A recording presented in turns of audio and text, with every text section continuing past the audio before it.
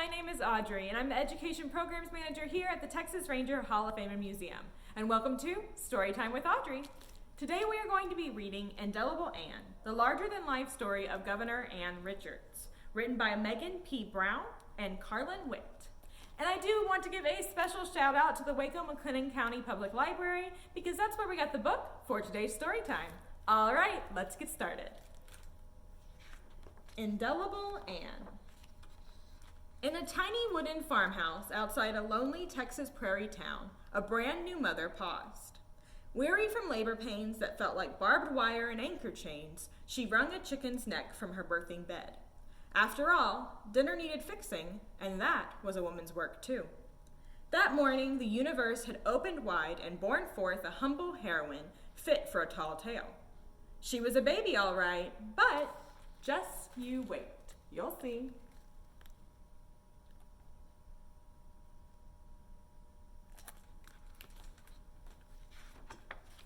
Dorothy Ann Willis grew up tending chickens and gardens, running down dusty roads until her feet could stand the summer heat, and climbing chinaberry trees.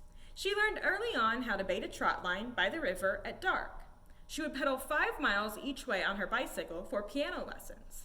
And by the time Dorothy Ann was in first grade, she performed poems and stories for a packed schoolhouse. That small-town girl had found her voice, and the guts to use it. You can do anything you'd like in this world, Daddy told her. You'll just have to work at it, Mama insisted. Dorothy Ann wasn't afraid of work. She might have been a bird-legged girl, all right, but just wait. You'll see.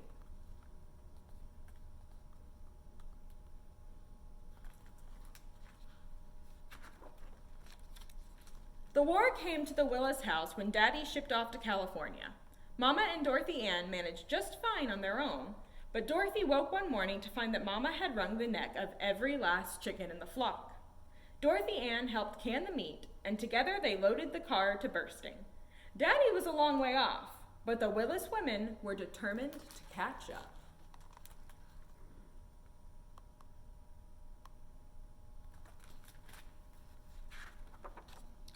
San Diego pulsed with life and pushed Dorothy Ann's lens of the world out wide. A streetcar ride over Balboa Park carried her to junior high, where Dorothy Ann's classmates had names and cultures from faraway places. They may have had different backgrounds, all right, but it didn't take long to see just how much they had in common. When First Lady Eleanor Roosevelt made a surprise visit to the Naval Hospital in town, she raised a high ruckus by refusing to stop for a reporter's photograph. She couldn't stand the injustice of leaving enlisted black servicemen out of the frame. Eleanor's boldness excited Dorothy Ann, whose heart had changed forever in California. She might have been a young girl, all right, but just wait. You'll see.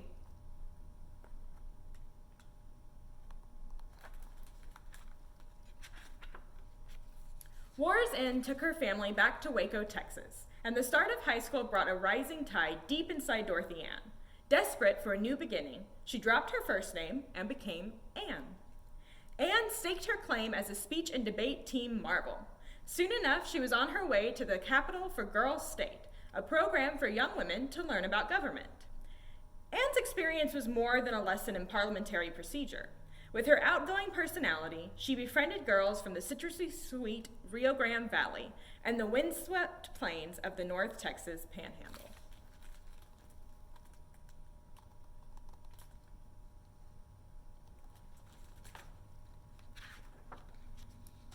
The program's director saw a spark of Anne's passion and talent igniting and put her on a train to Washington, D.C. to represent Texas at the Girls' Nation. Young delegates hailing from gleaming cities and far-flung towns across America learned the business of Congress and the importance of civic duty. Their time together ended in the Rose Garden under pop-crackling flashbulbs with a presidential handshake.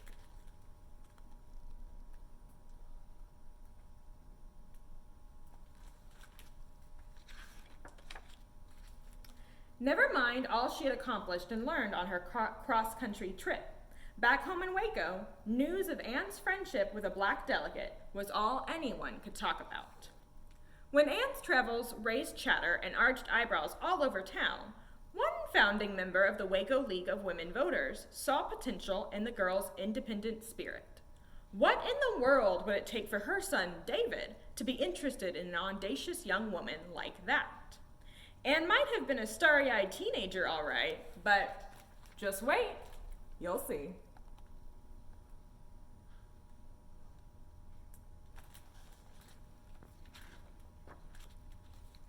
When they finally met, David and Anne were inseparable. They inspired each other, challenged each other, made each other laugh.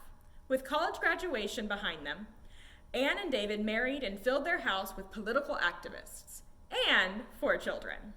Many years at the University of Motherhood taught Anne stamina for never-ending workdays, grit in advocating for her children, and coordination to juggle it all. It wasn't long before Anne's patience for answering phones and sending mailers as a political volunteer ran bone dry. There were people to meet and problems that needed fixing. And that was a woman's work, too. She might have been a perfect housewife, all right, but just wait, you'll see.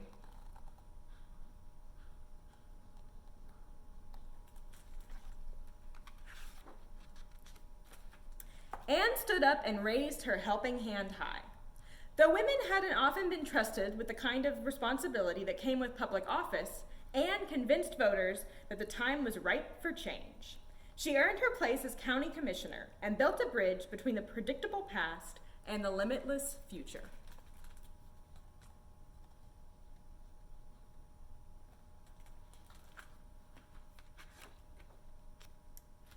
But even earthshakers like Anne need help now and again.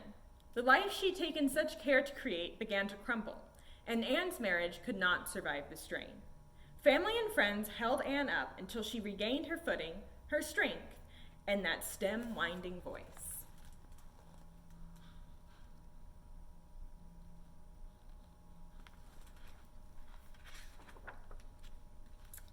Anne was elected state treasurer and hardly had time to be surprised. The Treasury was bogged down with scandal. She set to hiring a hard-working staff that reflected the folks around her. If children could see people who looked like their parents working at the Capitol, Anne thought, they could imagine their own future there. Anne's team digitized the Treasury. Instead of having to wait for paper checks by mail, people could get payments by computer faster than a prairie fire with a tailwind. Every second saved kept money in the pockets of Texans toiling to make ends meet. Anne's star had ridden high, all right, but just wait, you'll see.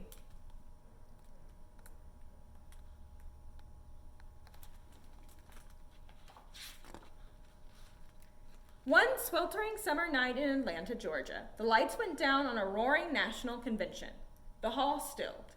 And when those lights came back up, a high, cotton-haired Ann Richards dazzled the crowd and delighted television viewers everywhere. Her one-liners zinged, her southern drawl zanged. Just as soon as Anne finished making everyone laugh till they cried, folks asked why Anne wasn't running for president.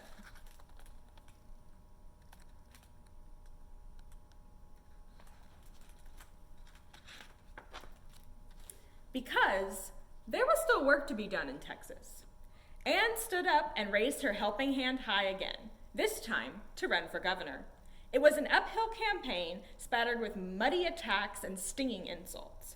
A whole mess of Texans thought Anne was out of her league and destined for defeat. But Anne couldn't be stopped. She kept on visiting all those little towns. She steered a boat through coastal waterways. She listened to the people, a colorful patchwork of Texans sewn tightly together by their desire for change.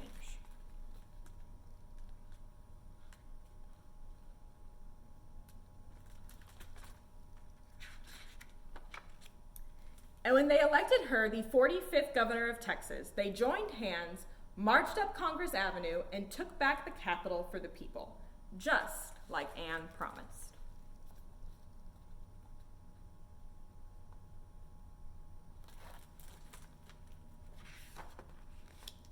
Governor Ann Richards believed in doing the right thing, no matter what, taking care of all people and working together.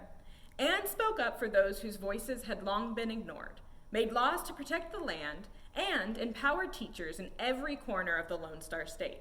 She whipped words into speeches that inspired teamwork and brought along those standing in the way. A new day had come with Anne's rise.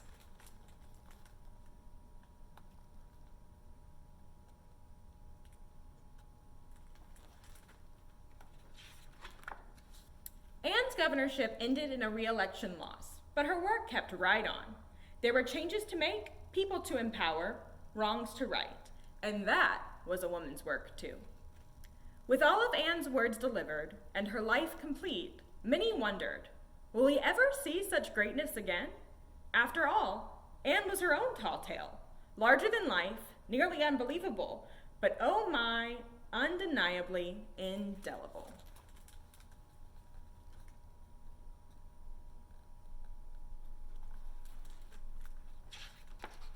Just wait. You'll see. The end. Thank you everyone for joining us today for Storytime with Audrey. We hope you enjoyed it and that you can join us next time. Bye-bye now.